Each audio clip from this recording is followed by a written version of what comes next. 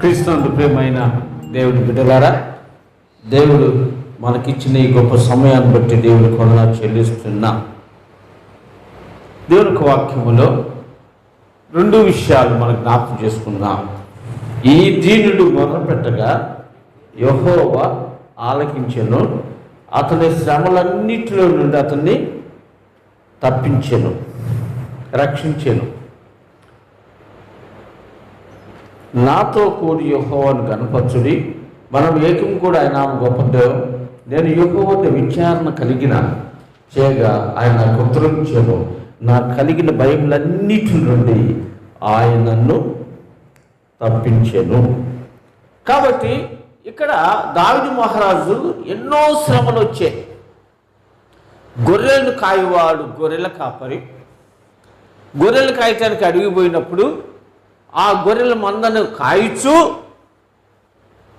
వీణ పట్టుకొని పిల్లను గ్రోయి పెట్టుకొని పాట పాడుకుంటూ దేవుని ప్రార్థన చేసేవాడు.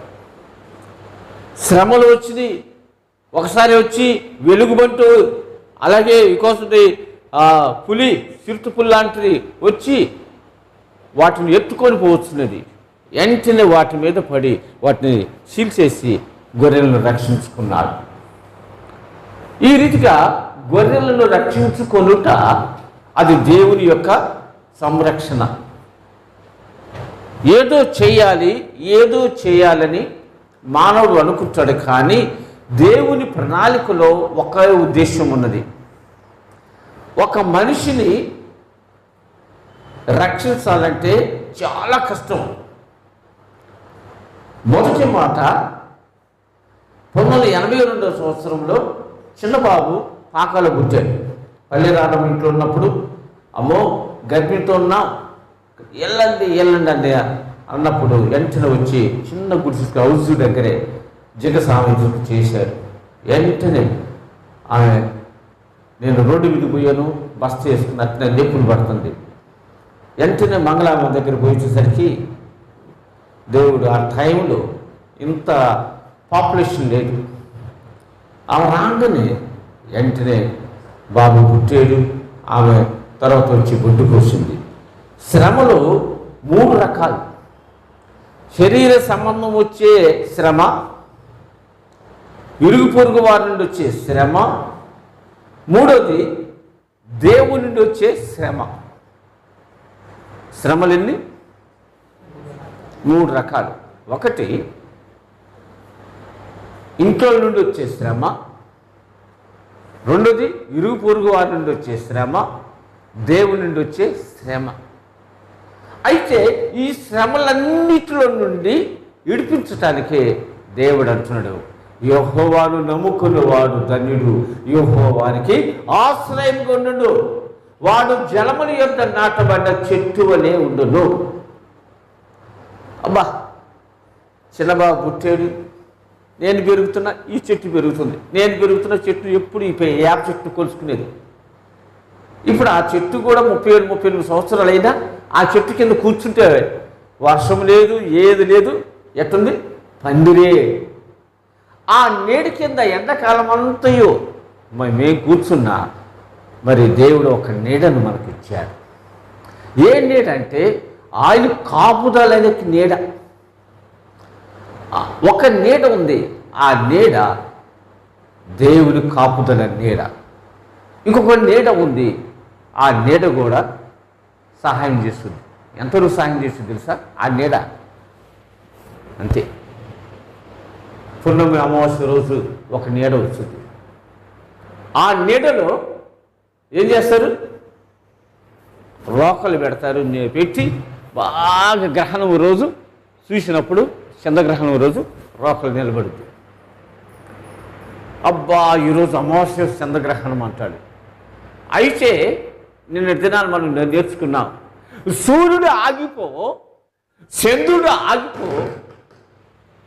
యెహోషువ ప్రార్థన చేసినప్పుడు సూర్యుడు ఆగిపోయింది, చంద్రుడు ఆగిపోయింది. అయితే చాలా ఈ మధ్య కొన్ని వార్తలు వింటున్నాము. ఆ వార్తల్లో కూడా దేవుని మహాకృపను బట్టి సూర్య చంద్ర నక్షత్రములను కూడా సూర్య చంద్ర నక్షత్రములను కూడా ఆపగలిగినటువంటి శక్తి ఎవరికి ఉంది చెప్పండి? ఎవరికి లేదా? దేవునికి ఉంది. కానీ ఆయన నమ్మిన బిడ్డలకి దేవుడు మనకిచ్చాడు. ఏమిచ్చాడు? పగలు ఎగురు బాణముకైనను, చీకటిలో సంచరించు చెగులకైనను, మధ్యాహ్నమందు పాడు చేయు రోగమునకైనా నువ్వు భయపడుకుందువు. నీ కుడి ప్రక్కన 10,000 మంది కూలినను అపాయం నీ యొద్దకు రానే రాదు. ఆచడు నా నామము నెరిగిన వాడు కనుక నేను అతన్ని తప్పిస్తా. వెంటనే ఒకడు నీకు అపకారం చేయాలని ఇట్లా అంటాడు. కానీ దేవుని కాపుదల నీ తల మీద ఉన్నప్పుడు ఎవడు నిన్ను ముట్టుకొంటానికి ఆస్కారము లేదు.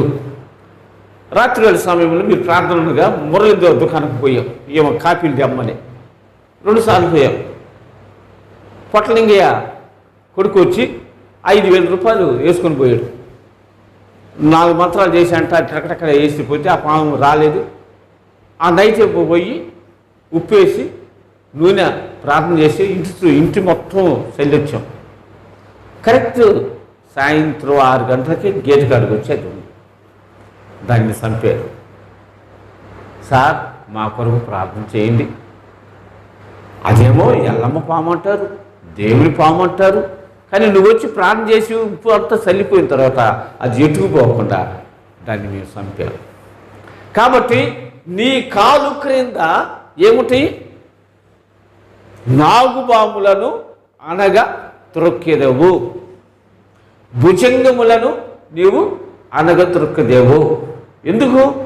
అతడు నా నామము నెరిగిన వాడు కనుక నేను అతనికి తోడైంట. కానీ ఆ శ్రమలను తొక్కుటకు దేవునికి బలమునిస్తాడు. హల్లెలూయా. నీతి సూర్యుడైన యేసుక్రీస్తు మన హృదయాల్లో ఉన్నాడు. హల్లెలూయా. మొన్న దినాన్ని చెప్పాను, సూర్యుడు 2 రకాలు. ఎర్ర సూర్యుడు బంగాళాఖాతం మేము పోయినప్పుడు పొద్దునే బంగాళాఖాతం సముద్రం ఎర్రగా పొడుగు వస్తుంది కన్యాకుమారి నుండి. ఆ సూర్యుడు మళ్ళీ అస్తమించే కాడికి పోయేసరికి అరేబియా సముద్రము లోపలికి వెళ్ళిపోతుంది. ఈ సముద్రాలు ఈ రోజులు తూర్పు పడమర సముద్రములే ఉంది. కానీ మనము మోకరించి ప్రార్థన చేస్తే నీటి సూర్యుడైన యేసుక్రీస్తు ఈ యొక్క వెలుగు, ఈ కరెంట్ ఉంటే ఈ వెలుగు ఉంటుంది, కరెంట్ పోతే ఎలుగు పోద్ది. కానీ ఆ నీటి సూర్యుని ఎలుగు మన మీద ఉందనుకో 24 hours నీకు వెలుగుగానే దేవుడు నీకు తోడుగా ఉంటాడు. పగులు మేఘస్తంభమైనను రాత్రి వెన్నెల నీకు తగులదు. ఎందుకు తగలదంటే ఆ యొక్క చీకటిలో సంచరించే తెగులు. చీకటిలో సంచరించే తెగులు ఏంటంటే 3 రకాల తెగులు ఉండే. తేల భయం, పాముల భయము, 3ది బలమ మంత్రాల భయం. ఈ మంత్రాల భయం మనల్ని ఏం చేయలేక అయిపోయింది. ఎప్పుడైతే మీరు ఈ యొక్క ఆవరణంలో అడుగు పెట్టారో ఏ మాంత్రికుడు మిమ్మల్ని తాకలేదు. ఎందుకంటే దేవుని శక్తి మీ హృదయాల్లో ఉన్నది. దేవుడు మీతో ఉన్న మీ చేయి పట్టుకొని నడిపిస్తున్నాడు. ఆయన మీతో ఆయనతో ఉన్నాడు. కానీ ఏ తెగులు మన గుడారమున సమీపించదు. తెగులు 2 రకాలు చెప్పాను. ఏ తెగులు? యూరియా కొడితే బలం వచ్చిన వర్షానికి మానవుడికి ఒకే తెగులు ఉంది, అసూయ అనే తెగులు. ఇప్పుడు మన చర్చిలో పట్టింది అదే. పాస్ గారు వచ్చి 2 సంవత్సరాలు అవుతుంది కాబట్టి కదిలియాలి అని అట్టటి ఊపుతుంది. కానీ మన ఏరులను కూడా కదిలించేవాడు ఎవరు లేరు. దేవుడే మన చెయ్యి పట్టుకుని నడిపించేవాడు. మీరు ఇక్కడే ఉండండి 86 చెప్పాడు, ఇది నీకు ఇస్తాను వాగ్దానం చేశాడు. అంతే మాట్లాడాడు. దేవుని దూత దిగి వచ్చింది. అప్పుడే మాసంలో కిషోర్ సార్ డాడీకి చెప్పారు, అవునయ్యా చర్చిగా కట్టిస్తా, ఇది కట్టి. ఆయన మాకు అభయం ఇచ్చి చేత చేసి వెళ్ళిపోతూనే ఉన్నాం. కానీ ఇది నేను నమ్ముకొని పోతానుగా ఆయనకు లేదు. కాబట్టి నా నామము ఎరిగిన వారు బలము కలిగి గొప్ప కార్యాలు చేస్తారు. గొప్ప కార్యాలు 2 రకాలు. నీ పొరుగువానికి ఎడల నువ్వు ప్రేమ కలిగి ఉంటావు. నీ పొరుగువాడు నీ ఎడల ఒక దెబ్బ కొడితే వాడు క్షమిస్తావు. అది దేవుడు చెప్పిన మాట. నిన్ను వలె నీ పొరుగువారిని ప్రేమించుము, ఏం బాలమ్మ? నిన్ను వల్ల నీ పొరుగువాన్ని క్షమించాలి, ప్రేమించాలి, క్షమించాలి. మూడోది దయ చూపాలి. మన జీవితాల్లో యేసు ప్రభువు చెప్పాడు ఒకే మాట, నేనే మార్గము, నేనే సత్యము, నేనే జీవము, నా ద్వారా తప్ప తండ్రి ఎద్దుకు ఎవడును రాలేడు. కోడి పిల్లలు చేసిన తర్వాత 15 పిల్లలు అయిన తర్వాత కోడి బాగానే ఉంటుంది. కానీ కోడి పిల్లలని తీసుకెళ్ళటానికి పైనుండి ఒక చిన్నటి వస్తుంది. ఏంటి దాన్ని? గద్ద చక్కగా వచ్చి ఎత్తుకుని పోద్ది. కానీ దేవుడు ఆయన రెక్కల కింద, 2 రెక్కల కింద మనల్ని కాస్తున్నాడు. కానీ ఏ తెగులు మనలను సమీపించదు. ఎందుకు రాదంటే వారు ఆయన తట్టు చూడగా వారికి వెలుగు కలిగేను. హల్లెలూయా. ఈ వెలుగు ఎక్కడి నుండి వచ్చింది? ఈ కరెంట్ నుండి వచ్చిందా? అది ఆ వెలుగు నీతి సూర్యుడు దేవుడే నీ హృదయంలో ప్రకాశించాడు. దేవుడు నీకున్న బాధను, నీకున్న శ్రమను, నీకున్న వ్యాధులన్నిటినీ విడిపించి దేవుడు కార్యములను జరిగించాడు. మాకు కూడా ఉంది వేదన, మాకుంది బాధ, కానీ వాటన్నిటిలోని శ్రమల్లో నుండి దేవుడు విడిపిస్తున్నాడు. రెండో బాధ శరీరంలో ఉండే బాధ, కాళ్ళ నొప్పులు, తిమ్మిరులు ఇవి. కానీ ఈ బాధలో నుండి కూడా దేవుడు మనల్ని విడిపించేవాడు ఉన్నాడు. యేసు రక్తము అరికాలు నుండి తల నుండి అరికాలు వరకు ఆయన రక్తము మనకే సాదృశ్యము. ఆయన పొందిన దెబ్బలే, కొరడాలతో కొట్టబడ్డాడు, చేతులు మేకులు, మళ్ళీ తల మీద ముళ్ళ కిరీటము, ప్రక్కల బల్లెపు పోటు, కాళ్ళలో ముళ్ళ కిరీటము. దేవుడే శ్రమ అనుభవిస్తే మనం అనుభవించడం లెక్క. దేవుని మీద ఉమ్మేశారు. ఆయన పునరుద్ధానుడై తిరిగి లేచిన తర్వాత అయ్యో దేవుని దగ్గర తాకలేకపోయారు. శ్రమలు వెనక ఒక విజయం ఉంది మనకి. హల్లెలూయా. 40 సంవత్సరాల ఐగుప్తు దేశంలో ఇశ్రాయేలులు శ్రమ అనుభవించిన తర్వాత వారిని విడిపించుటకు దేవుడు వచ్చాడు. దేవుడు ఈ 40 సంవత్సరాలు సేవ పరిచర్యలో ఇది ఒక ఐగుప్తు మనకి. కానీ ఐగుప్తును విడిచి కానానులోకి వెళ్ళాలంటే శ్రమలే ఉంటాయి. నాకు ఈ నింద వచ్చిందని మనం బాధపడొద్దే. మనము ఏం చేయలేదు, ఒక దొంగతనం చేయలేదు, ఒక అబద్ధం ఆడలేదు, ఒకరి ఇల్లు దోసుకోలేదు. దేవుడే ఈ పరిష్కారానికి మార్గం. ఇప్పుడు ఎవరెవరైతే ఎగిరారో వారి యొక్క తల కింద మనమే ఇప్పుడు ఏడ్చిన వాళ్ళమే అప్పుడు నవ్వుతాం. ఈ ఏడుపు, ఈ దుఃఖము, కన్నీరు కొంతకాలమే. మా స్నేహితుడు నెల్లూరులో డివో కే భిక్షాలని, ఆయనకు ఒకే కూతురు, ఆయన భార్య మా క్లాస్మేట్ టీచర్. ఆమె కూడా చనిపోయింది, రొమ్ము క్యాన్సర్ వచ్చి. ప్రార్థన చేస్తున్నా, పలానా తారీఖు 5వ తారీఖు తెల్లారుజామున ఆదివారమే నీ భార్య దేవుని దగ్గరికి వెళ్ళిపోద్ది. ముందే చెప్పాను, ఆ డేట్ కూడా చెప్పాను. కరెక్టే, అదే డేటు, అదే ఆదివారం ఆమె చనిపోయింది. నా స్నేహితుడు బాబురావు అని ఉన్నాడు, కబురు వచ్చి నాకు చేసేది. నేను రాలేను, ఆదివారం ప్రార్థన ఉంటుంది. అప్పుడు వారి కుమార్తె, అంకుల్ డాడీ చెప్పాడు, మమ్మీ దేవుని సన్నిధికి వెళ్ళిపోయింది. కాబట్టి రేపు జరిగేది కూడా మనకు తెలియజేస్తాడు. నీకు కూడా దేవుడు తెలియజేస్తాడు. ఎందుకంటే అతడు నా నామము నెరిగిన వాడు కనుక నేను అతన్ని తప్పించేతను. శ్రమ నీకు రాబోతుందంటే స్తుతి తండ్రి, నువ్వు ఉన్నవని మోకరించి ప్రార్థన చేయి. నీ ఆత్మీయ నేత్రాలు తెరువబడి నీ శత్రువును నువ్వు చూస్తావు. అంటే ఎవడో కాదు, పక్కన నిలబడా యేసు రక్తమే జై అని ఒక్క మాట వెళ్ళిపో అంటే వాడు వెళ్ళిపోతాడు. సైతాను నీ దగ్గరికి రాదు. కోయిలగూడెంలో దాదాపు 100 మంది యేసు ప్రభు అంటే తెలియదు, వాళ్ళు రక్షింపబడ్డారు. వంశీరాజులు పిచ్చుకుంటూ ఈరోజు వాళ్ళు పాస్టర్లకు అయ్యారు. వాళ్ళు భార్యలు పిల్లల కుటుంబం మొత్తం ఒంటెద్దు రాములమ్మ ఎక్కడికో పోయి 4 లక్షలు ఖర్చు పెట్టుకుని తగ్గలేదు. అయ్యా నాకు తగ్గట్లేదు, ఒళ్ళంతా గీకుడు, ఏది తినేది కాదు. నూనె రాసి ప్రార్థన చేసావు. నేను పాస్టర్ గారు పోయి ఆ ఇంట్లో ఉన్న గురిగీలు, ఆ ఇంట్లో ఉన్న అవన్నీ ఉంటాయి, అవన్నీ తీసి పడేసావు.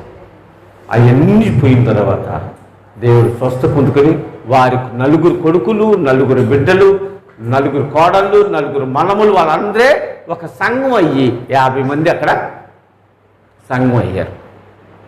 200 గజాల స్థలం ఇచ్చారు మందిరం కట్టమని. సార్ కట్టల, ఈ స్థలం ఆయన పేరు మీదే ఉంది. అప్పుడు వారు అన్నారు, మీరు మందిరం కట్టలేదు, మేము బయటికి వెళ్తున్నామని బయటికి వెళ్ళారు. వారు దేవుని యందు విశ్వాసం ఉంచారు, గట్టిగా దేవుని వైపు చూశారు, దేవుని నమ్మారు. ఈరోజు వారందరూ దీవించబడ్డారు. ఒకప్పుడు తిండి లేదు, ఈరోజు ఒకటి 4 అంతస్తుల బిల్డింగులు కట్టుకున్నారు, మంచి మంచి రూములు కట్టుకున్నారు. అందరూ దేవుడు ఆశీర్వదించారు.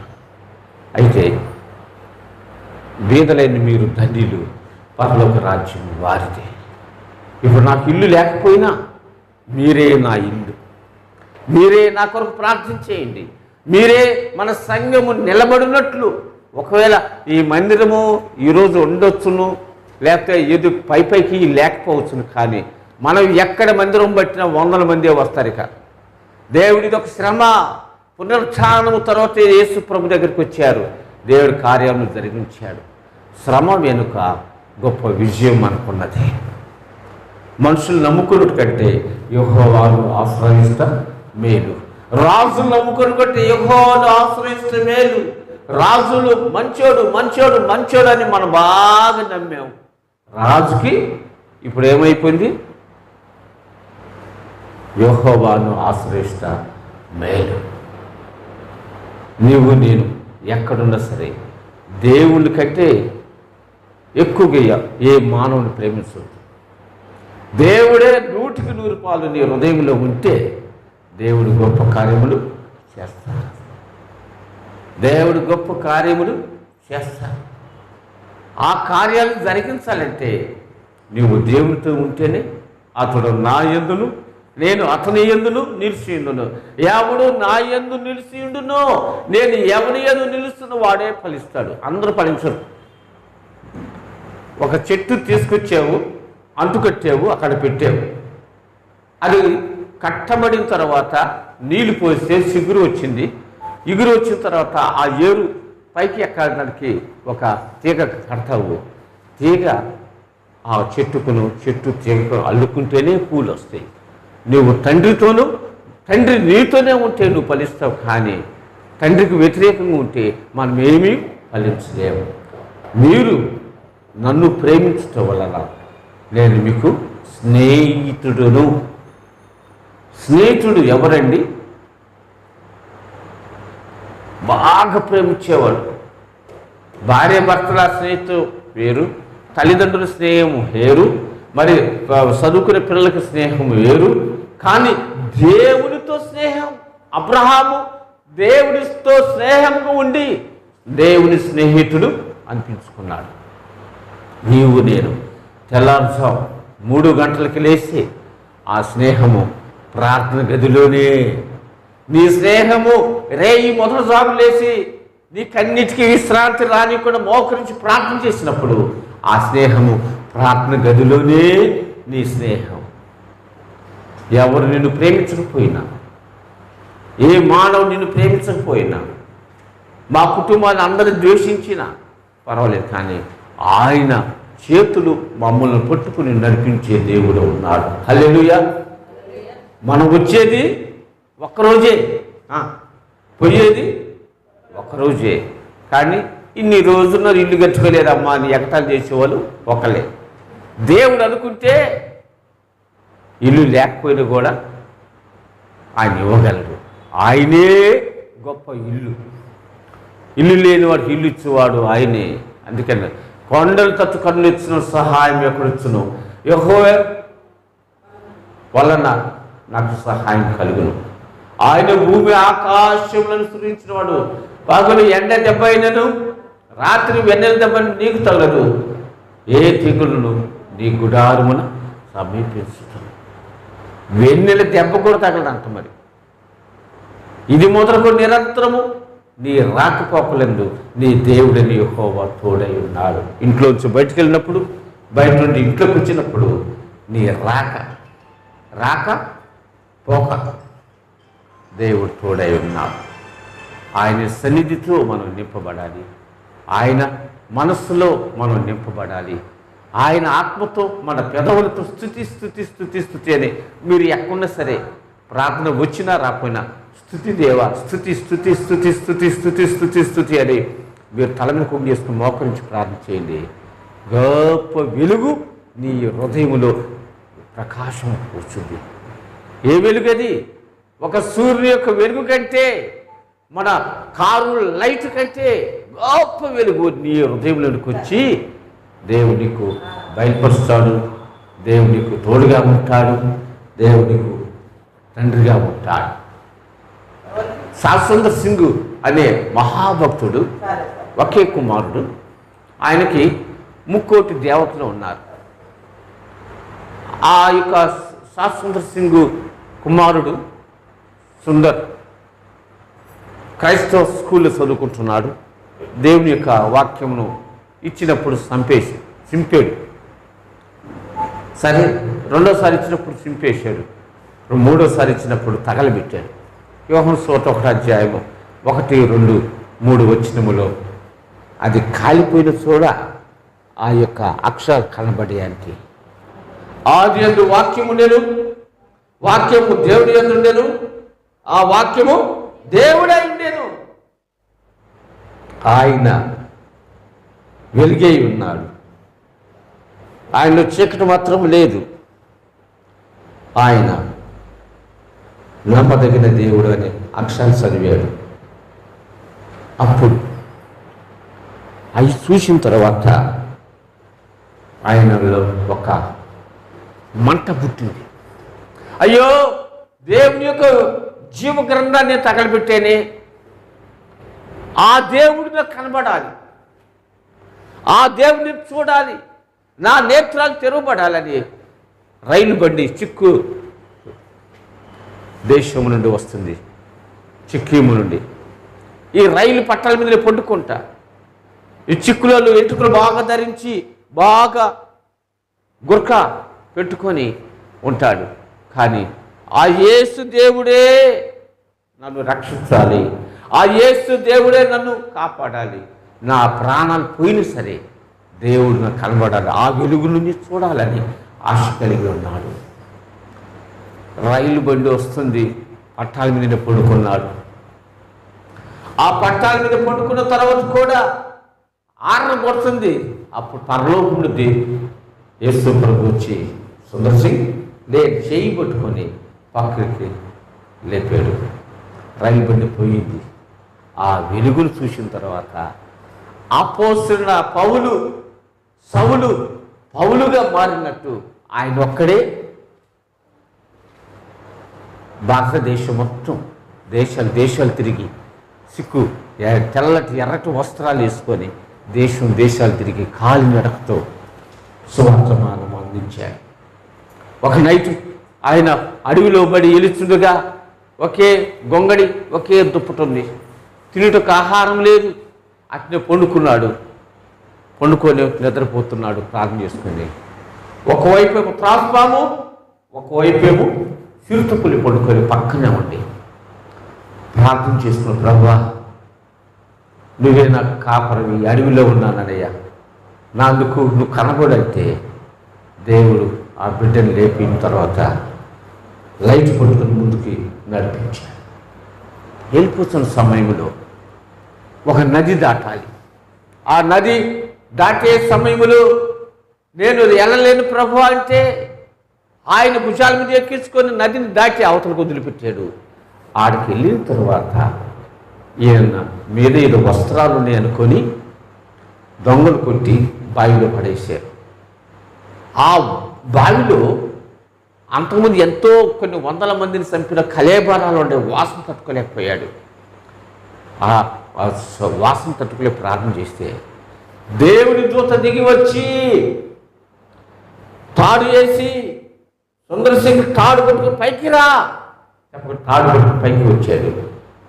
దేవుని స్వప్నాన్ని ప్రకటించినప్పుడు అక్కడ అనేక మంది రక్షింపడ్డారు.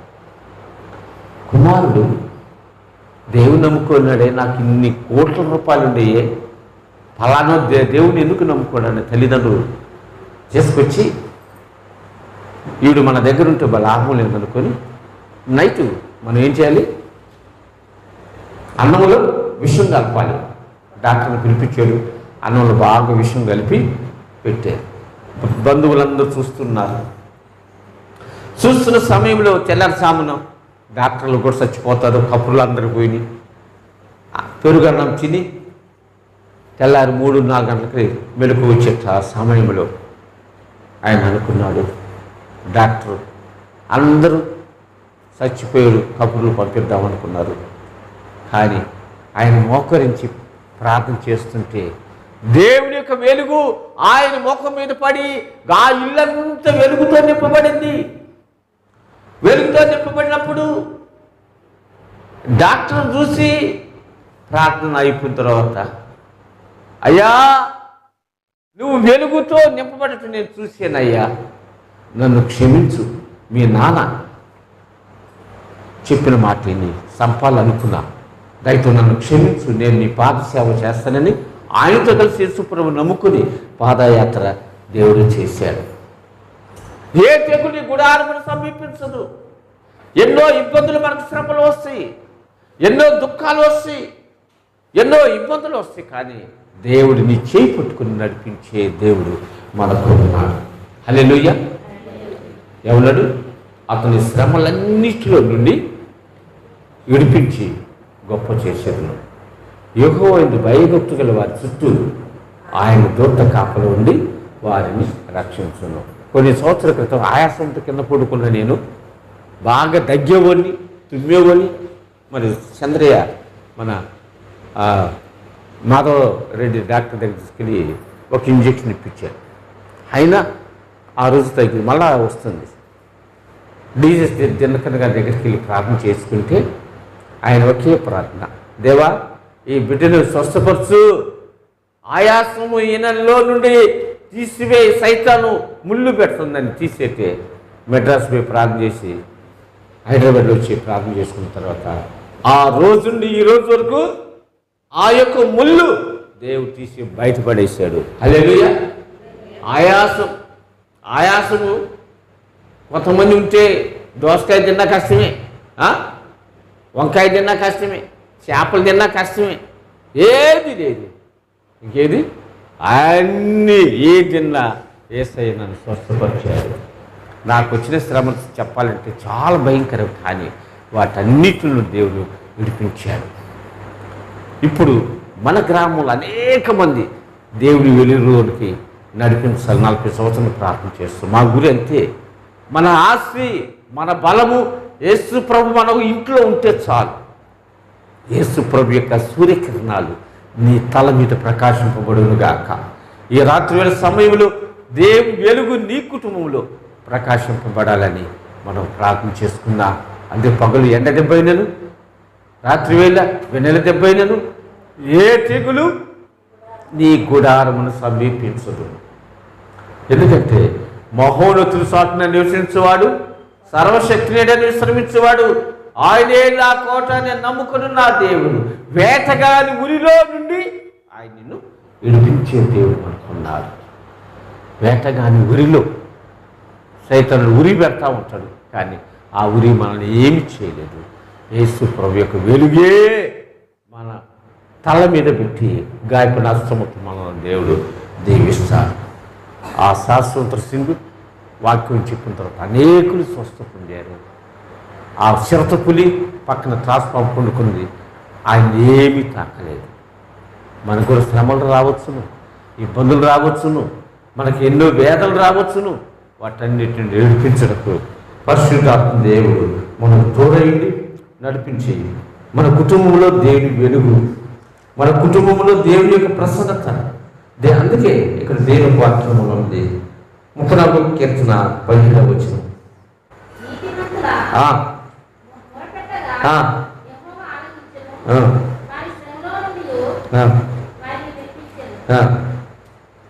విరిగిన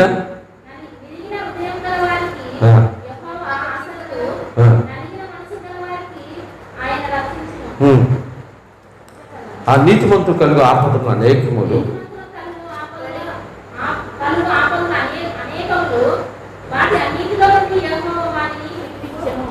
ఆపదలు ఎన్ని? అనేకాలు. కుటుంబంలో ఉండొచ్చు, బయట ఉండొచ్చు, లోపల ఉండొచ్చు, అన్నిటిలో నుండి విడిపించే దేవుడు అనుకున్నాడు. నీతిమంతుడు మొర్ర పెట్టక యెహోవా ఆలకించును, అతని శ్రమలన్నిటి నుండి యెహోవా విడిపించి దేవుడు సమాధానము. మన ఈ 23 రోజుల ఉపవాస ప్రార్థనలు గొప్ప విషయములు సాధించుటకును, కోర్టు కేసు విషయములు కూడా దేవుడే మధ్యలో ఉండి న్యాయాధిపతిగా న్యాయం చేయుటకును కన్నీరు ఖర్చు ప్రార్థన చేద్దాం. దేవుడు సమస్తమును పారత్రుడి. దేవుడు మనకు సహాయం చేయుటకు పరిశుద్ధాత్మ దేవుడు సదాకాలం తోడై ప్రభు దీవించుగాక. ఆమేన్.